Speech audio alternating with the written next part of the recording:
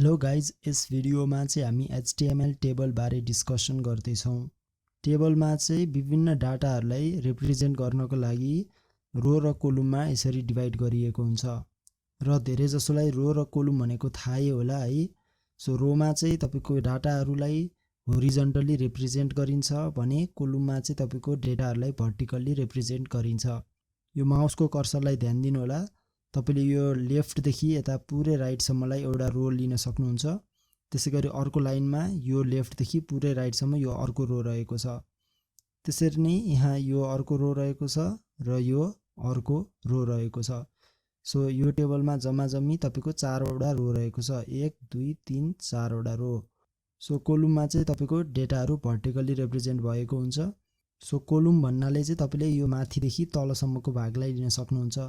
So यसमा रहेको छ यो एउटा कोलुम, दुईटा र यो तीनटा कोलुम। ठीक छ, यसमा 4 वटा रो होरिजन्टल वाला र भर्टिकल वाला एउटा, दुईटा, तीनटा कोलुमहरू रहेको छ। अब यो रो र कोलुमलाई चाहिँ हामीले HTML मा कसरी लेख्न सकिन्छ त त्यस सम्बन्धी हेरौँ।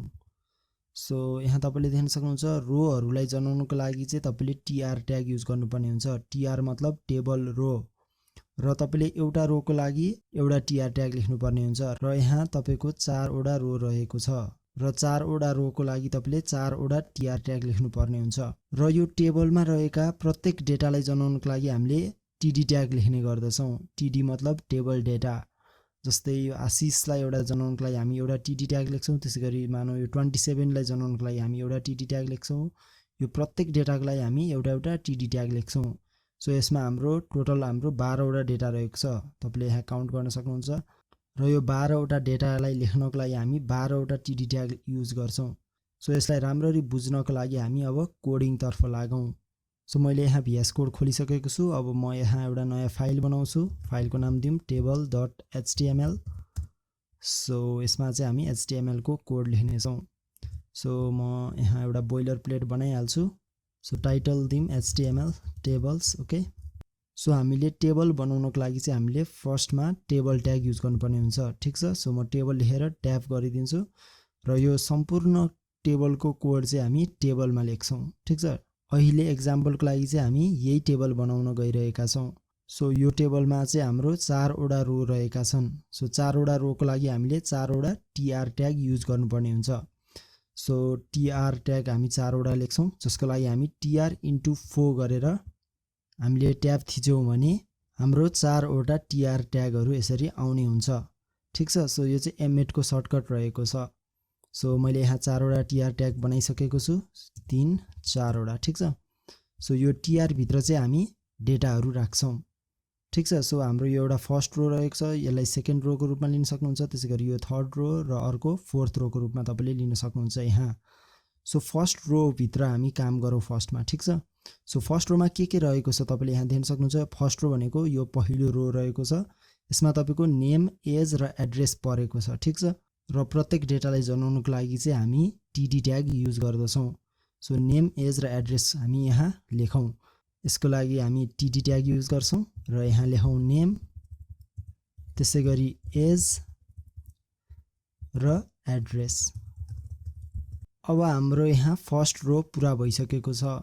फर्स्ट रोमा रहेको डेटा हाम्रो पुरा भइसकेको छ। अब हामी सेकेन्ड रोमा काम गरौँ। ठीक छ, सो सेकेन्ड रोको लागि हामी दोस्रो tr ट्याग भित्र लेख्छौं।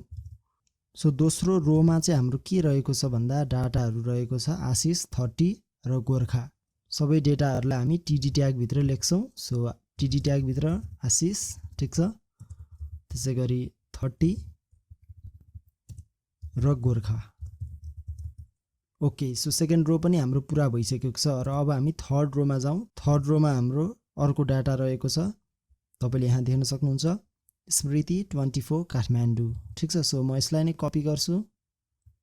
ओके, र यसलाई म पेस्ट गर्छु। सो फोर्थ रोमा पनि यही डेटाहरू हुन्छ। सो म पेस्ट गर्छु र यहाँ नाम मात्र चेन्ज गर्ने हो। सो तपाईले नामहरू चेन्ज गर्न सक्नुहुन्छ। तपाईले आफ्नो नामहरू हाल्न सक्नुहुन्छ। ठीक छ,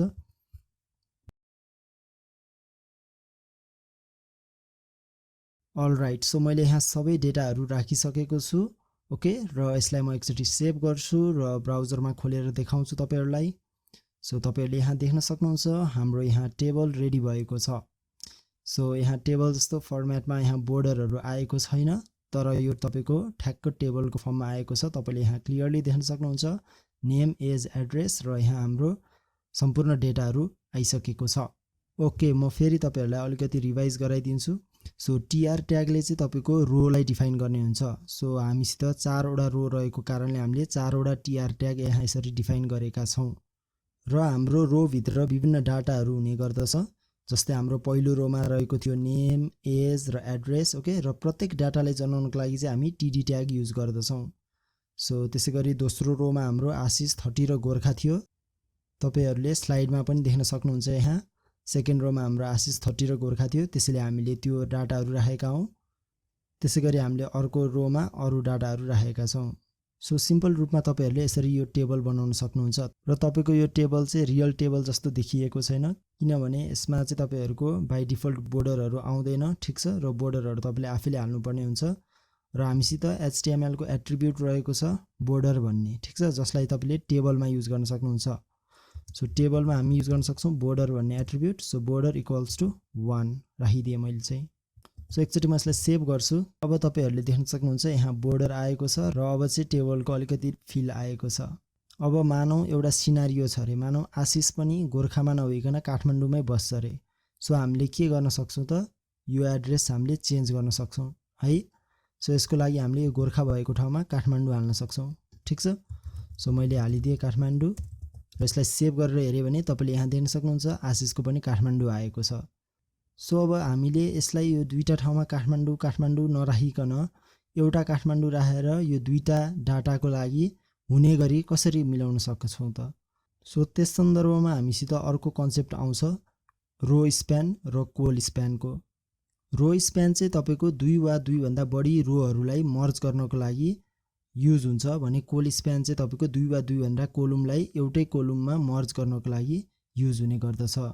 सो अहिलेको केसमा तपाईले हेर्नुभयो भने तपाईले यो एड्रेस भन्ने एउटा कोलम छ हाम्रो, यो कोलम भित्र चाहिँ तपाईले यहाँ देख्न सक्नुहुन्छ काठमाडौँ दुईटा रोमा फैलिएको छ। सो तपाईले यदि यो दुईटा रोलाई एउटै रोमा मर्ज गर्न चाहनुभयो भने तपाईले रो स्प्यान युज गर्न सक्नुहुन्छ। त्यसैगरी तपाईले दुईटा कोलमलाई एउटा कोलममा मर्ज गर्न चाहनुभयो भने तपाईले कोल स्प्यान युज गर्न सक्नुहुन्छ। अब अहिलेको केसमा हाम्रो यो फरक रोमा रहेको छ, त्यसैले हामीले यसलाई मर्ज गर्नको लागि रो स्प्यान युज गर्छौं। सो यो केसमा चाहिँ हामीले दुईटा रोलाई मर्ज गर्नुपर्छ। सो म तपाईलाई देखाउँछु कोडबाट अनि तपाईहरुले बुझ्न सक्नुहुन्छ। सो मैले अब यहाँ रो स्प्यान युज गर्न चाहे, जसको लागि चाहिँ मैले यो टीडी भित्र रो स्प्यान भन्ने एट्रिब्युट दिनुपर्ने हुन्छ। ठीक छ, so row span equals to र यसले भ्यालु लिन्छ कतिवटा रोलाई तपाईले मर्ज गर्ने हो त्यो भ्यालु चाहिँ यसले लिन्छ। जस्तै हाम्रो अहिलेको केसमा हामीले यो दुईटा रोलाई मर्ज गर्ने हो, सो हामीले दिनुपर्छ भ्यालु 2।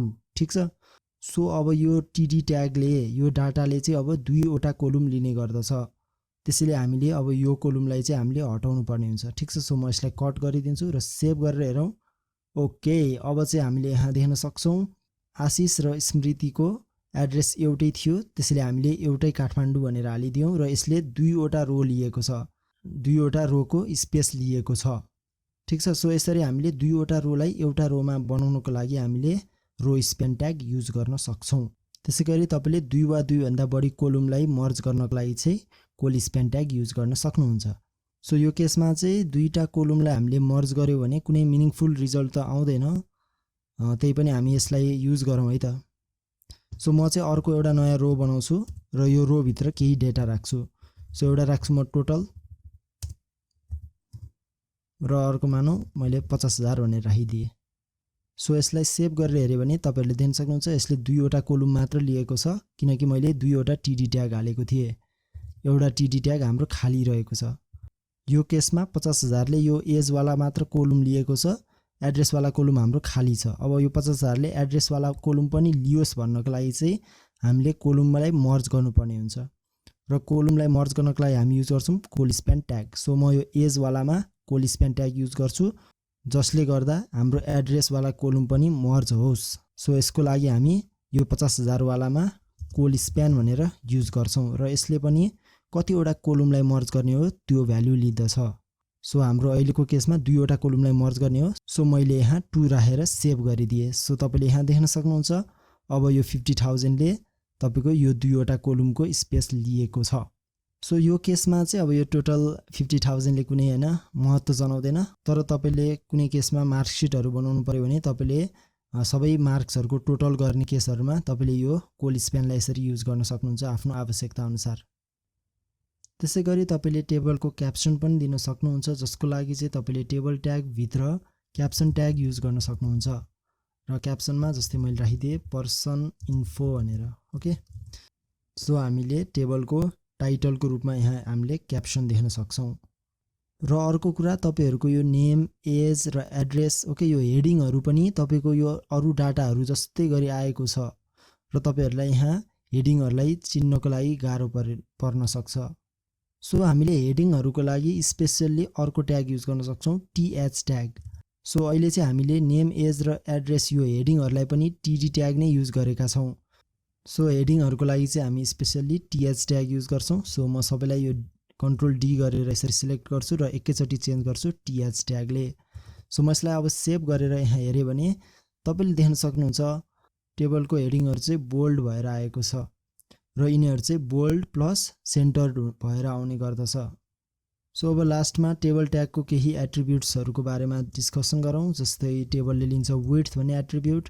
अहिले हाम्रो टेबल यो सानो रहेको छ, थोरै स्पेस लिएको छ। सो विड्थमा हामीले विड्थ स्पेसिफाई गर्न सक्छौं पिक्सलमा वा अरु युनिटमा। सो तपाईहरुले देख्न सक्नुहुन्छ टेबल यहाँ अलिकति चौडा भएर आएको छ।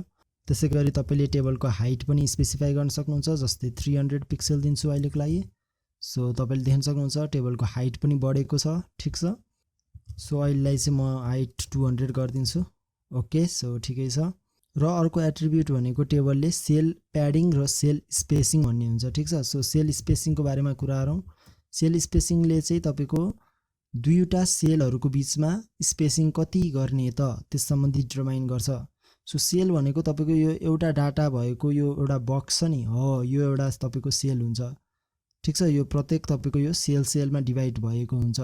सो यो तपाईको यो पुरै काठमाडौँ एउटा सेल हो। त्यसैगरी एउटा पुरै धरान एउटा सेल हो। यो एउटा लोकेस एउटा पुरै सेल हो, ठीक छ।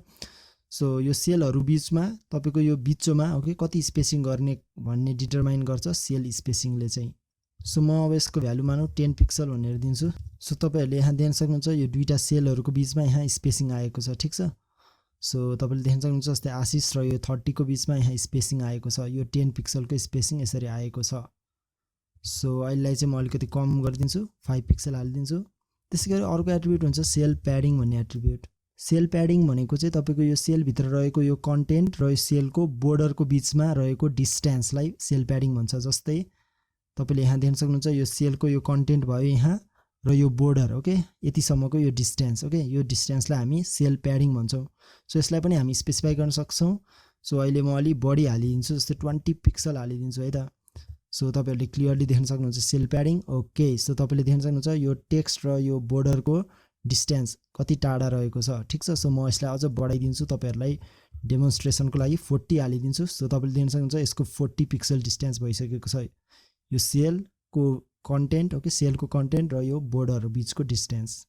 सो गाइज सेल स्पेसिङ भनेको चाहिँ तपाईको एउटा सेल र अर्को सेलको बीचको यो स्पेसिङलाई सेल स्पेसिङ भनिन्छ र सेल प्याडिङ भनेको चाहिँ सेल भित्रको यो डेटा र सेलको यो बोर्डरको बीचमा रहेको डिस्टेन्स। ओके, सो यो रहेको छ कन्सेप्ट। सो मोटामोटी रूपमा HTML को टेबल हामी यसरी बनाउन सक्छौं। सो तपाईहरुले यदि केही बुझ्नु भएन भने यस भिडियोलाई रिवाइन्ड गरेर हेर्न सक्नुहुन्छ। So thank you guys for watching this video. Okay, तपाईहरु फर्दर प्र्याक्टिस गरिरहनु होला। So stay tuned. Thank you guys.